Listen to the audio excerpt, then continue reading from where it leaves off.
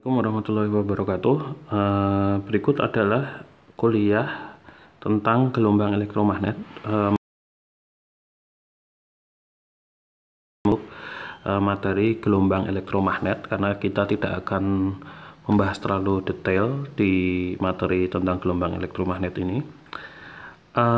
Baik, kita mulai.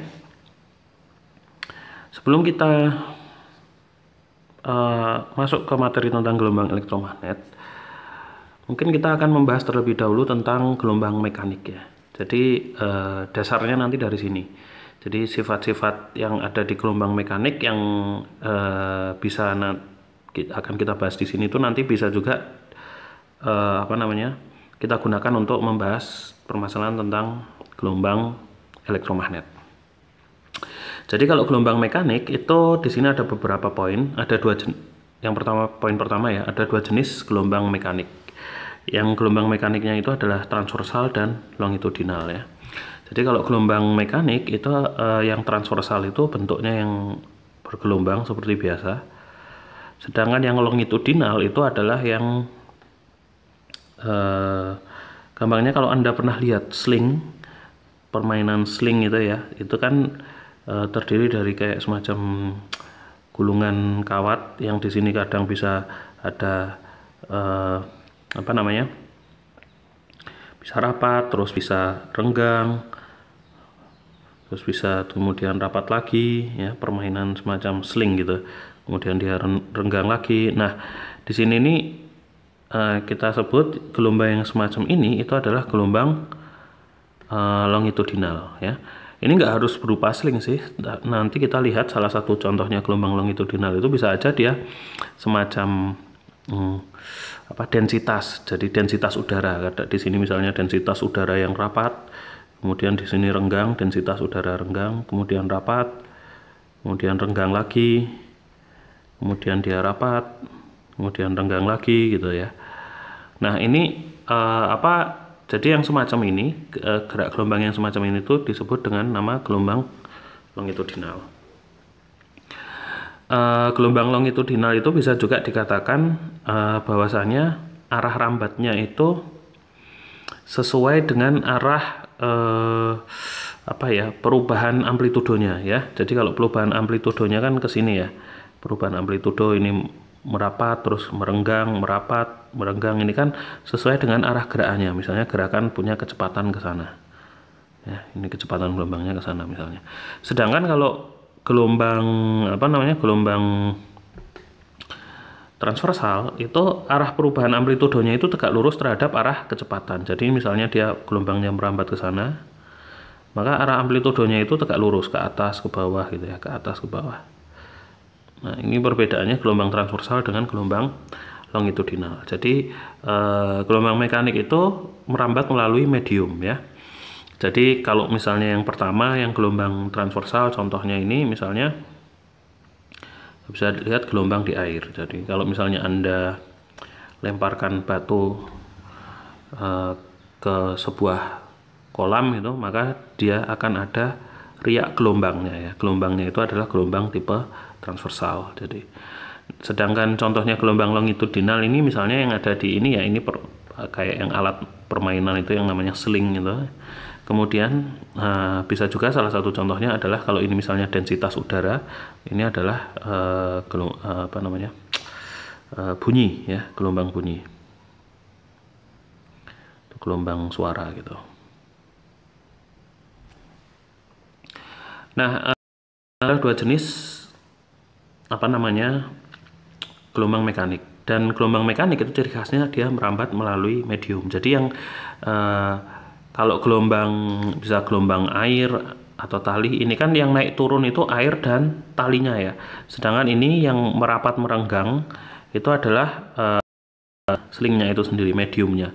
Sedangkan ini yang rapat dan renggangan yang ada di sini, yang gelombang bunyi atau gelombang suara itu adalah memang udara ya, udara. Jadi mediumnya itu udara, bisa memampat, bisa merenggang. Terus kemudian yang terakhir ini adalah sifat-sifat dari gelombang umum ya. Oh ya, di sini kesebandingannya apa? Jadi puncak gelombang ini kita namakan dengan amplitudo. Jadi jarak dari tengah ke atas ya atau dari tengah ke bawah ini namanya adalah amplitudo. Untuk gelombang yang transversal, amplitudo. Kemudian di sini ada puncak, ada lembah kan. Nah, ini bisa dikatakan kalau untuk ini kan puncak, yang sebelah atas ini puncak ya. Terus yang sebelah bawah ini adalah lembahnya, yang paling bawah itu. Nah, di sini puncak lembahnya kalau gelombang longitudinal di mana? Ini kita katakan sebagai puncak. Kemudian yang di sini ini adalah lembahnya. Lembah itu tempat di mana dia paling renggang ya. Dia jadi mirip ada puncak dan lembahnya, dan puncak lembahnya itu masing-masing bergerak bisa ke kanan ke kiri dengan kecepatan tertentu. Misalnya ini ada kecepatan V gitu ya. Nah, kemudian sifat dari gelombang mekanik ini apa aja? Jadi dia yang pertama memiliki panjang gelombang, yang ini panjang gelombang itu simbolnya adalah lambda ya, panjang gelombang ini simbolnya adalah lambda. Kemudian dia punya frekuensi F dan kecepatan V atau kelajuan ya, kelajuan. Kalau kelajuan berarti hanya besar kecepatannya aja tanpa tanda vektor ya, karena dia skalar. Nah, kemudian dari sini kita akan melihat apa sih relasi antara ketiga besaran ini. Jadi terdapat relasi antara ketiga besaran gelombang mekanik yang ada di sini. Jadi relasinya itu kita bisa analisa dari menganalisis satuannya ya. Jadi pertama kita lihat dulu untuk satuan dari panjang gelombang itu sama dengan meter ya. Panjang gelombang diukur dalam satuan meter. Kemudian untuk frekuensi itu diukur dalam satuan hertz gitu kan. Hertz itu sebenarnya apa sih? Hertz itu sebenarnya sama dengan 1 per sekon. Sedangkan kelajuan dari si gelombang atau kecepatan gelombang itu satuannya adalah meter per sekon. Jadi saya punya 3 jenis relasi ini. 1, 2, 3. Saya harus gabung supaya mereka itu terhubung. Jadi kan dari sini kita bisa simpulkan dengan cukup lumayan mudah bahwasanya kecepatan atau kelajuan dari gelombang mekanik itu sama dengan panjang gelombang dikali dengan frekuensi ya. Nah, kemudian kita bahas lagi panjang gelombang itu maksudnya apa. Jadi misalkan saya punya gelombang transversal ya. Jadi untuk gelombang elektromagnetik sendiri kita akan lebih fokus untuk membahas gelombang transversal ini. Jadi kalau saya punya gelombang transversal yang kayak gini misalnya, kita kasih batas yang di tengah gitu ya. Nah, satu panjang gelombang itu adalah jarak dari puncak ke puncak atau dari lembah ke lembah atau yang sama dengan itu ya. Jadi misalnya jarak dari puncak ke puncak itu misalnya ini, jarak dari sini ke sini itu kita namakan sebagai panjang gelombang ya. Ini adalah panjang gelombang atau misalnya jarak dari lembah ke lembah. Lembah ke lembah itu kan berarti yang ini ya. Ini berarti juga panjangnya itu adalah satu panjang gelombang, satu lambda, atau jarak dari satu lembah dan satu puncak gitu ya. Jadi misalnya ini kita lanjutkan ke sini, satu lembah dan satu puncak itu berarti kan jaraknya kita ambil misalnya dari satu ujung puncak yang di sini. Jangan pakai warna hijau deh. Kayak warna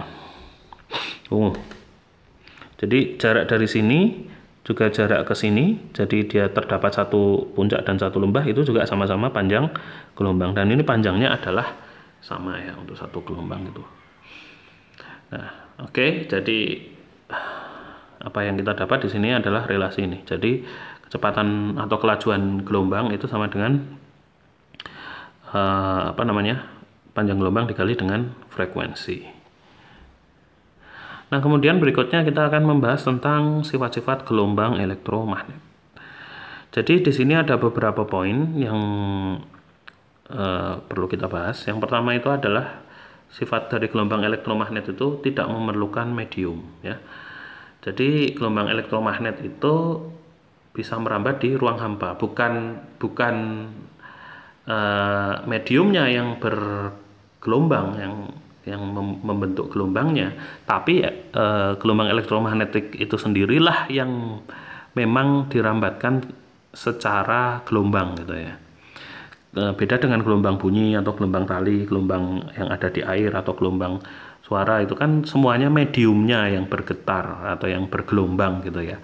Kalau gelombang elektromagnet memang entitas elektromagnetiknya itu sendiri yang memang merambat dengan bentuk dengan cara bergelombang gitu ya. Gelombang itu kan berarti dia punya kecepatan, terus ada frekuensinya gitu, naik turun, tapi ada kecepatannya, dan dia tidak membutuhkan medium, jadi bukan mediumnya yang bergetar.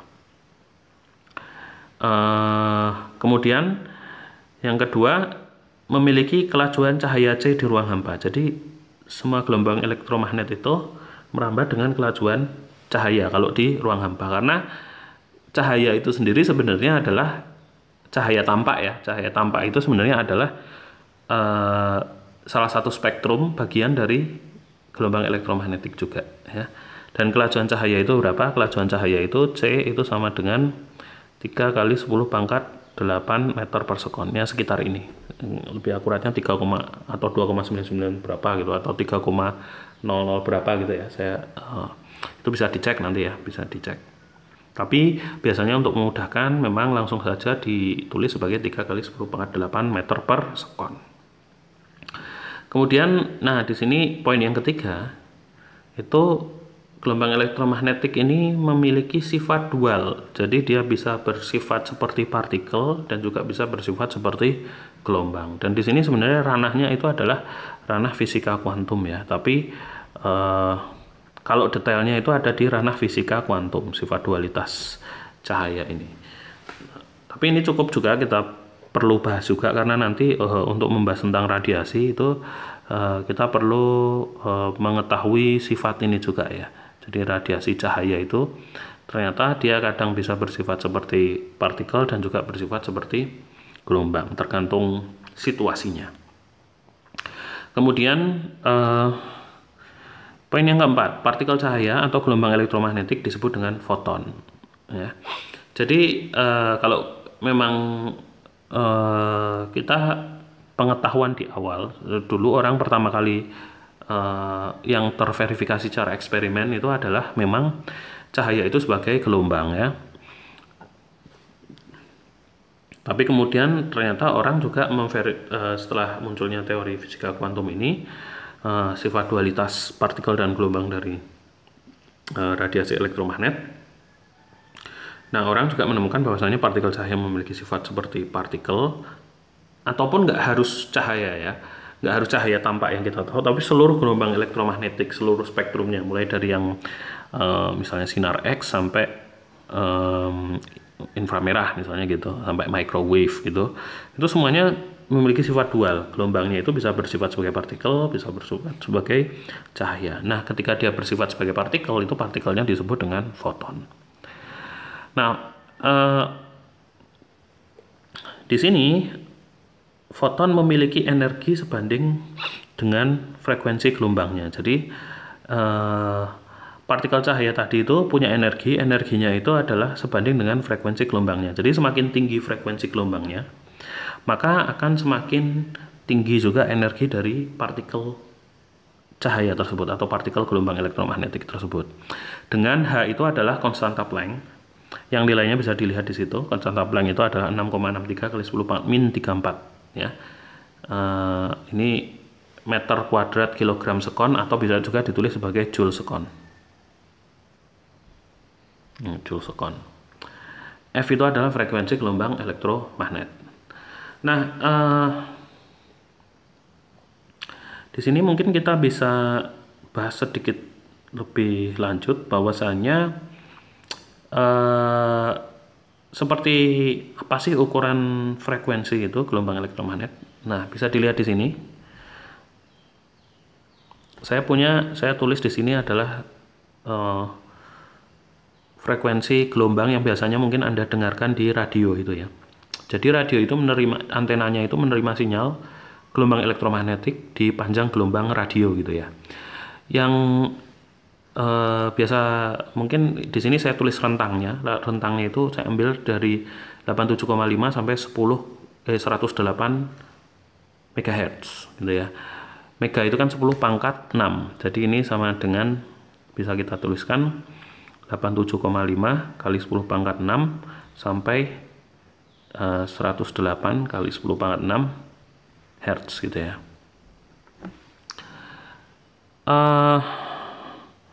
Nah sekarang apa sih maksudnya frekuensi ini? Jadi frekuensi itu sebenarnya ukuran ada berapa.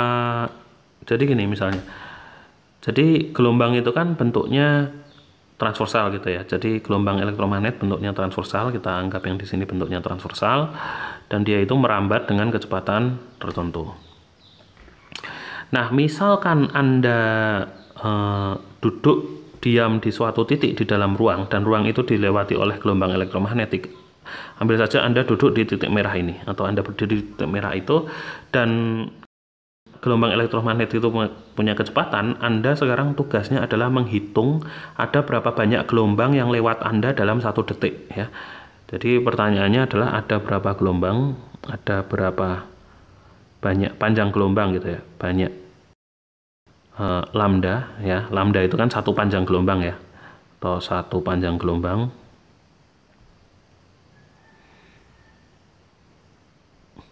yang melewati titik merah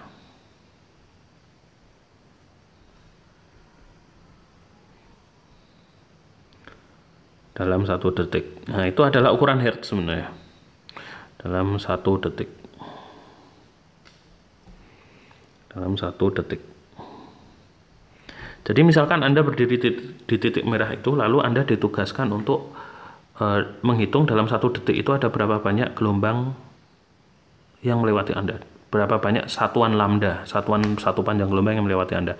Dan 1 panjang gelombang itu batasnya mana? Batasnya itu dari ini, 1 puncak dan 1 lembah. Jadi ketika 1 puncak dan 1 lembah itu melewati Anda hitung itu sebagai satu gelombang lewat gitu. Dan itu Anda hitung selama 1 detik itu ada berapa banyak gelombang. Nah, itu adalah ukuran hertz ya. Ukuran hertz itu adalah itu. Nah, jadi kalau di gambar ini ada berapa gelombang yang kelihatan? Cuman ada 2,5 ya, 2,5 gelombang. Nah, dalam 1 detik gelombangnya itu bergerak melintasi Anda hitung ada berapa panjang gelombang. Nah, sekarang kita ambil misalnya yang nilai frekuensi radio yang paling kecil, yaitu ini 87,5 kali 10 pangkat 6. Itu artinya 87.500.000 ya. Nah, hertz itu maksudnya itu. Berarti untuk frekuensi sama dengan 87,5 kali 10 pangkat 6, itu artinya ada 87.500 bener nggak nih? Ya, 87.500.000 gelombang lambda atau panjang gelombang, satuan panjang gelombang per detik yang melewati Anda. Ya, jadi ada 87.500.000 buah atau kali satu panjang gelombang per detik yang melewati Anda. Jadi bayangkan ini adalah frekuensi yang cukup umum yang kita terpapar gitu, karena gelombang radio kan bisa ditangkap di mana-mana ya. Jadi gelombang radio, gelombang TV itu adalah frekuensinya ya, ini salah satu frekuensinya, salah satu cakupan frekuensinya. Jadi bisa dibayangkan bahwasanya di setiap titik Anda diam duduk itu Anda dilewati oleh berapa puluh juta gitu, atau berapa ratus juta panjang gelombang dalam 1 detiknya gitu ya. Nah, ini adalah gambaran bagaimana kita melihat frekuensi. Nah, kemudian di sini ada satu lagi yang mungkin kita bisa bahas lebih detail, yaitu adalah relasi antara energi dan frekuensi ya. Nah, di sini kita lihat bahwasanya energi itu sebanding dengan frekuensi. Semakin frekuensi suatu gelombang elektromagnetik itu semakin tinggi, maka energinya juga akan semakin tinggi. Lalu seperti apa tampilannya dalam bentuk panjang gelombang? Nah, relasi panjang gelombang tadi apa? Relasi panjang gelombang itu tadi ini ya, kita bisa lihat kecepatan atau kelajuan itu sama dengan lambda kali F. Nah, untuk gelombang elektromagnet di ruang hampa, kelajuannya itu adalah C ya. Jadi di sini tadi kan saya punya kalau untuk gelombang mekanik kecepatan itu sama dengan lambda dikali F.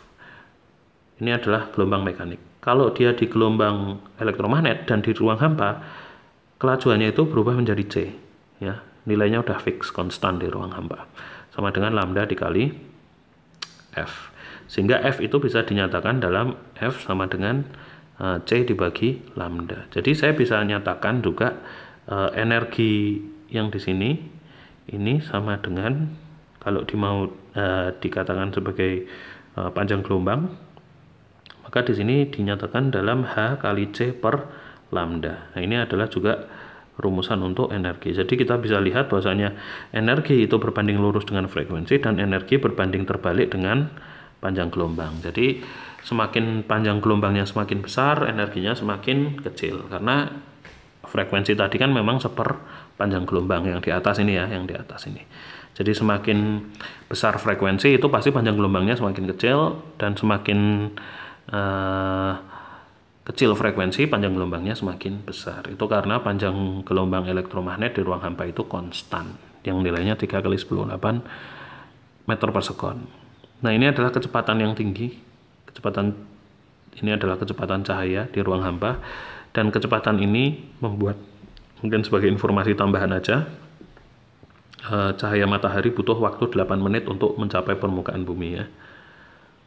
Dengan kecepatan itu, cahaya matahari. Nah, dari sini Anda mungkin bisa hitung jaraknya ya, dari bumi ke matahari. Butuh waktu sekitar 8 menit untuk mencapai permukaan bumi.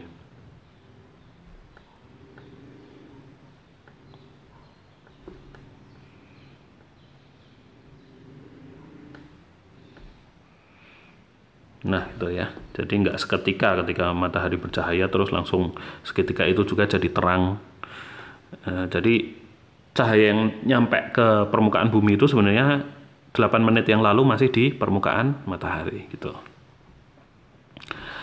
Baik, kemudian di sini kita akan bahas tentang foton lebih lanjut. Oh ya, di sini kita udah bahas ya tadi ya, bahwasanya karena frekuensi itu sama dengan C dibagi lambda, maka saya bisa juga nyatakan E atau energi dari foton atau partikel cahaya atau partikel gelombang elektromagnetik itu sebagai Hc dibagi lambda.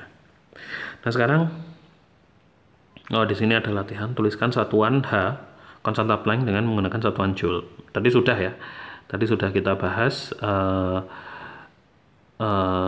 tadi itu hasilnya apa? Joule per sekon. Tapi mungkin kita akan bahas lebih lanjut lagi dari sini ya. Jadi supaya lebih jelas lagi. Jadi kita bisa pakai analisis satuan. Dimensi dari E itu sama dengan satuan aja. Satuan dari E sama dengan satuan dari konstanta Planck dikali dengan satuan frekuensi kan gitu ya. Berarti satuan dari konstanta Planck itu sama dengan satuan dari E dibagi dengan satuan dari frekuensi kan gitu ya, sama dengan Joule dibagi dengan 1 per sekon sama dengan Joule kali sekon ya. Jadi satuan dari H itu sama juga satuan Joule sekon. Anda juga bisa analisa menggunakan rumus yang satunya lagi, yang Hc per lambda itu hasilnya akan sama. Oke, berikutnya. Nah, di sini kita lihat bagaimana memproduksi gelombang elektromagnet.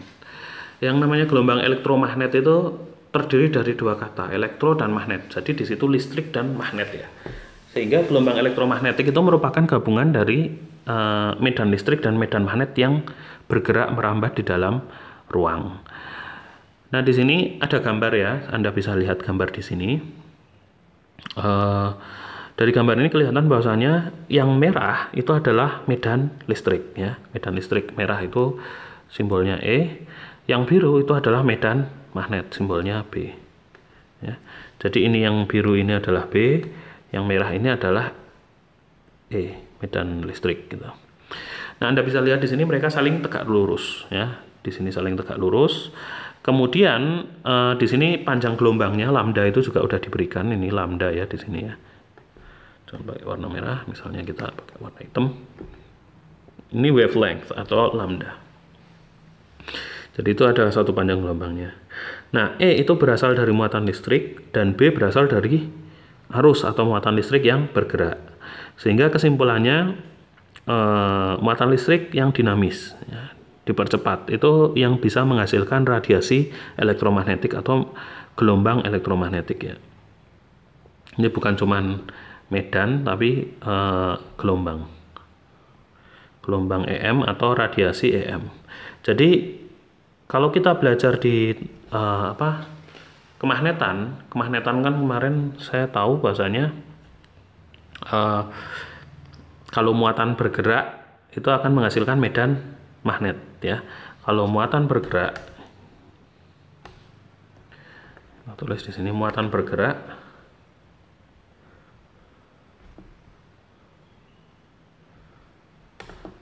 akan menghasilkan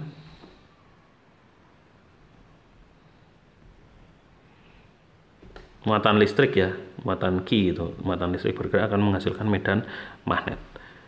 Nah, medan magnetnya ini statis kalau dia bergerak dengan kecepatan yang konstan, asal V-nya konstan. Tapi kalau dia dipercepat itu dia akan menghasilkan radiasi elektromagnetik. Jadi dia akan menghasilkan osilasi medan listrik dan medan magnet yang semacam ini. Nah, detailnya seperti apa? Detailnya akan kita lihat di gambar berikutnya. Nah, ini ada beberapa contoh antena ya. Jadi salah satu cara kita bisa melihat bagaimana gelombang elektromagnetik itu diproduksi itu dari antena. Jadi antena itu kan menghasilkan gelombang elektromagnet ya. Di sini yang A, gambar A itu yang kita kenal dengan antena dipol. Kenapa disebut sebagai antena dipol? Dua kutub, karena di atas ini positif semua, yang di bawah ini, di atas ini kan positif semua, yang di bawah juga negatif semua. Dan itu nanti bergerak, ya. Nanti muatan negatifnya bergerak ke atas dan muatan positifnya bergerak ke bawah sehingga bertukar tempat. Nah, itu nanti akan menghasilkan radiasi elektromagnet. Karena apa? Karena ketika ini mereka bertukar tempat itu secara ini kan gelombang listrik ya, gelombang listrik medan listriknya kan dilihat di sini diproduksi. Ya, karena memang ada muatan positif dan negatif. Tapi di sini juga ada arus kan? Karena muatan positif bergerak ke bawah, maka sebenarnya dia ada arus ke arah bawah. Kalau kita menggunakan aturan tangan kanan, maka di sini akan diproduksi medan magnet ya. Medan magnetnya ke sini arahnya. Ya, ini adalah putaran dari medan magnet. Nah, antena dipol itu nanti bertukar-tukar. Jadi plus minusnya itu bertukar-tukar ke atas ke bawah gitu, sehingga dia akan menghasilkan radiasi elektromagnetik di dalam ruang gitu ya. Nah, untuk yang gambar lainnya ini adalah tipe-tipe jenis antena yang lain. Ini tipe antena yang di sini ini yang menghasilkan gelombang transversal ya, yang kita bahas tadi. Mungkin di sini kita akan lebih melihat contoh yang dari dipol, karena ada contoh produksi dipol itu lumayan cukup jelas ketika kita membahas tentang dipol. Nah, ini bahasanya tentang dipol di sini. Di sini kita boleh bilang ada 4 fase gitulah, bagaimana seseorang bisa memproduksi gelombang elektromagnet dari antena dipol. Pertama, di sini ada muatan positif dan negatif ya. Ada muatan positif, ini ada muatan negatif. Tentu saja di sini adalah garis medan listriknya ya. Ini adalah garis medan listriknya dari positif menuju ke negatif. Tapi ketika muatan positifnya ini bergerak ke bawah dan muatan negatifnya itu bergerak ke atas, maka ini kayak semacam kita mau memotong gitu ya, memotong bentuk apanya namanya, bentuk medan listriknya, sehingga ketika yang negatif ini akhirnya tertukar ke atas dan positifnya ke bawah, ini kayak dipotong dia udah. Ketika mereka kepotong di sini, dia udah lepas jadi entitas medan yang ada di sini. Dia udah berubah menjadi yang ini nih, yang bagian ini. Nah ini karena tadi dia udah kepotong, waktu ini kepotong tadi dia akan menghasilkan yang sebelah ini gitu ya, waktu dia terpotong tadi. Sekarang kita cek, jadi ketika dia terpotong dia menghasilkan yang sebelah ini. Nah, radiasi gelombang gelombang listrik. Nah perlu dilihat, Anda lihat di sini kan arahnya ya, arahnya itu kan dia ke sini ya, perlu Anda lihat arahnya itu kan garisnya ini ke sini. Nah yang di sini kan ke sana. Sekarang kita lihat yang ini ketika dia dilanjutkan itu kan positifnya udah di sini, sehingga garis gaya yang dihasilkan sekarang kebalik, ininya jadi ke atas gitu ya, arahnya ke atas, dan nanti yang di sini ketika dia kepotong lagi yang sebelah sana itu jadi ke bawah. Nah ini yang tempat dia menghasilkan gelombang listriknya. Gimana dengan gelombang magnetnya? Gelombang magnetnya kita bisa lihat di sini, berarti positif turun ke bawah, maka di sini sebenarnya ada arus yang ke bawah, ada I. Jadi ke bawah ini sebenarnya bisa dianggap sebagai medan arus listrik ya. Karena arus listriknya ke bawah, sehingga menurut aturan tangan kanan akan muncul medan magnet yang seperti ini. Putarannya tuh begini ya. Jadi ini nanti putarannya begini. Jadi akan muncul medan magnet yang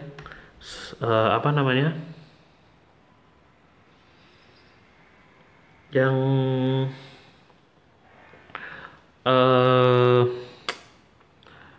arah putarannya gitu dan tegak lurus dengan medan listriknya. Jadi ini nanti muncul di sini juga. Ada arus kan, arusnya ke bawah, I-nya ke bawah, sehingga di sini ada medan magnet begini. Tegak lurus terhadap si medan listriknya tadi ya. Sehingga ketika dia berpindah kepotong di sini, ini kan udah ada medan magnet tadi ya. Medan magnet, ini medan magnet. Ketika dia kepotong di sini udah medan magnetnya itu udah kayak gini, dia udah penuh, udah besar gitu. Jadi di sini mungkin lebih tepatnya digambarkan medan magnetnya itu semakin luas gitu ya, medan magnetnya itu semakin luas gini. Medan magnet yang arahnya tegak lurus. Jadi di sini juga nanti ada medan magnet yang luas gitu. Nah ketika kepotong ini kan pindah nih, yang positifnya kan pindah, positifnya jadi di bawah ya kan, positifnya di bawah, ini berarti dia masih dalam arah, kalau misalnya ini positifnya itu ke bawah, berarti dia masih I-nya ke bawah, I-nya ke bawah. Tapi nanti ketika dia di sebelah sini misalkan dia positifnya mulai naik, jadi positif ini kan gambarnya gini ya misalnya. Jadi misalnya nanti ada antena begini, positifnya di bawah terus dia mulai naik lagi karena dia antena itu kan membuat ini berosilasi, maka di sini arusnya itu adalah ke atas, I-nya ke atas. Warna merah aja. I-nya arus listriknya ke atas sehingga akan menghasilkan medan magnet yang menurut aturan tangan kanan berarti begini dia. Ya, medan magnetnya muternya kayak gini, dan medan listriknya di mana? Medan listriknya di sini. Medan listriknya begini. Nah, itu ya. Jadi ketika dia dipercepat, ketika gerakannya berbalik itu kan berarti dia diperlambat, terus dipercepat lagi, diperlambat, dipercepat, diperlambat, dipercepat kan gitu ya. Itu akan menghasilkan medan magnet dan medan listrik. Ini medan listrik, dan ini adalah medan magnet. Yang hijau ini medan magnet gitu terus. Dia akan terus memproduksi itu. Itu ya, itu adalah gambaran dari antena dipol. Nah, nanti saya sertakan ada video animasi yang saya cantumkan untuk melihat seperti apa sih radiasi itu diproduksi di antena. Nah, ini harusnya dia berupa animasi ya, tapi kita bisa lihat nanti. Ini animasi bagaimana gelombang elektromagnetik diproduksi pada antena parabola. Tapi nanti bisa dilihat di video yang terpisah gitu ya, video yang terpisah. Nah, kemudian yang bahasan terakhir mungkin di pengantar tentang gelombang elektromagnet ini adalah tentang spektrum gelombang elektromagnet. Jadi spektrumnya itu apa aja. Nah, sekarang kita bisa lihat di sini yang paling penting harus Anda perhatikan itu adalah yang di tengah ini ya. Di tengah ini adalah gambaran tentang gelombangnya. Gambaran tentang gelombangnya. Ya, kita bisa lihat panjang gelombangnya di sini. Lambdanya itu besar.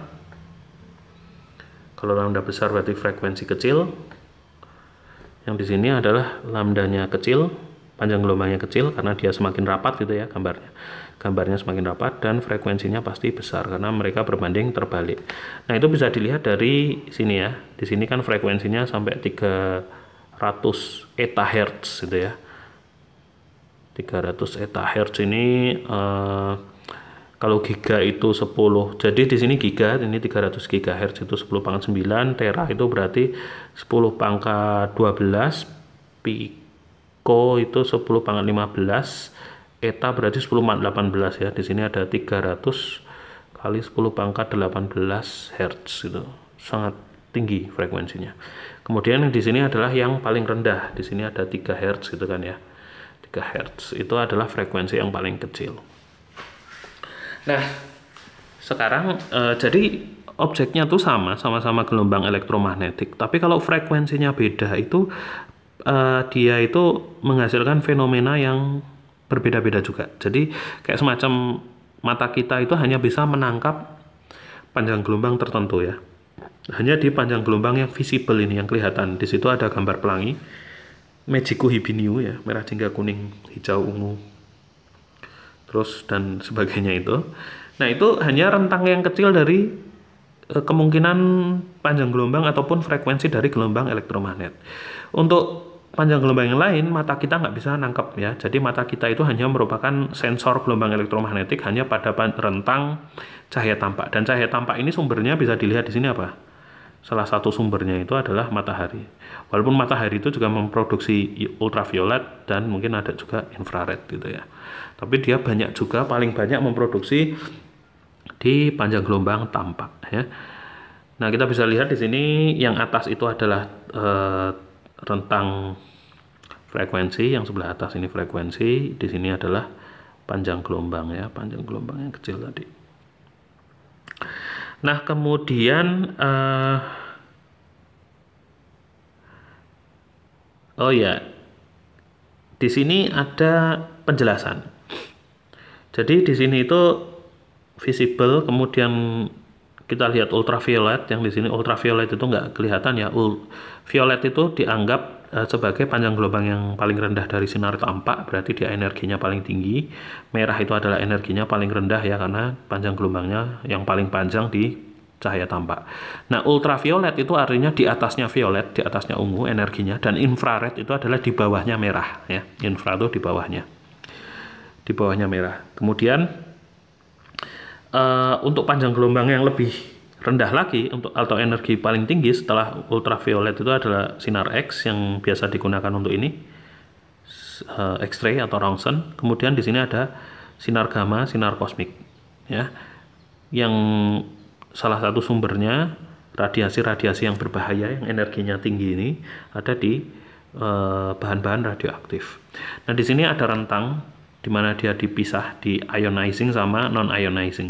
Ionizing itu Ya, di sini ultraviolet masuk sedikit ya, ultraviolet yang energinya tinggi sampai ke seluruh radiasi yang energinya tinggi. Jadi, radiasi yang ionizing itu maksudnya apa? Dia bisa mengionkan molekul-molekul. Jadi, karena energinya tinggi, jadi dia bisa membuat molekul-molekul, bisa molekul udara, bisa molekul macam-macam itu kehilangan, misalnya bisa saja elektron.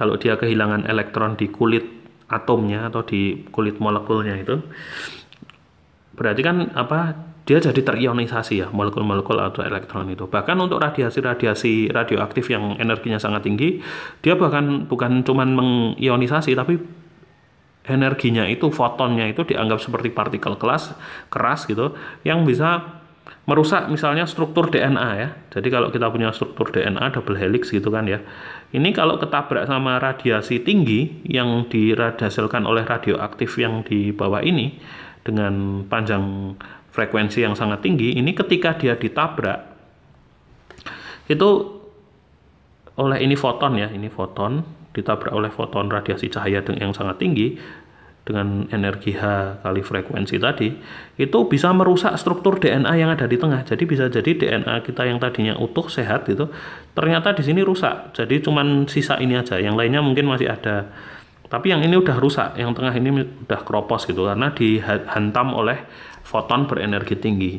Akibatnya apa? Akibatnya sangat berbahaya untuk kesehatan karena DNA itu kan salah satu fungsinya digunakan untuk membentuk protein ya, informasi biologis kita itu kan, kita bisa tumbuh, kita bisa sehat, kita bisa metabolisme di dalam tubuh, terus di dalam sel memproduksi enzim-enzim yang dibutuhkan dalam tubuh itu kan kunci untuk membuatnya itu datanya tersimpan di DNA. Nah, kalau DNA-nya itu dihancurkan oleh foton berenergi tinggi, radiasi foton berenergi tinggi atau radiasi gelombang elektromagnetik berenergi tinggi, maka informasi itu kan rusak, hilang. Jadi kita akan kehilangan sesuatu yang sangat esensial untuk keberlangsungan hidup kita. Makanya orang bisa jadi kena penyakit kayak mutasi. Kanker itu kan sebenarnya disebut sebagai mutasi ya. Ini kan mutasi karena gen kita dirusak ya. Jadi bisa kena kanker dan lain sebagainya gitu ya. Karena akibat dari radiasi elektromagnetik yang merusak bahkan sampai ke struktur DNA kita gitu ya. Kemudian ini bagian yang ionizing, ini yang berbahaya. Ada kepentingan orang kesehatan untuk memahami bagaimana radiasi yang berbahaya ini dan perlindungan terhadap radiasi yang berbahaya ini. Tapi bisa juga radiasi yang tinggi ini ketika istilahnya di engineering atau direkayasa, dia juga bisa mendatangkan manfaat untuk penyembuhan ya, seperti kalau kita lihat di kemoterapi dan lain sebagainya itu kan dia ditembak dengan radiasi yang energi tinggi, tapi hanya difokuskan kepada sel-sel yang ingin dibunuh ya, jadi sel-sel penyakitnya itu, jadi sel kankernya itu yang ditarget. Nah, selain itu dibiarkan. Jadi sebenarnya dia bisa juga dimanfaatkan untuk membunuh sel-sel yang berbahaya gitu ya, sel kanker dan lain sebagainya.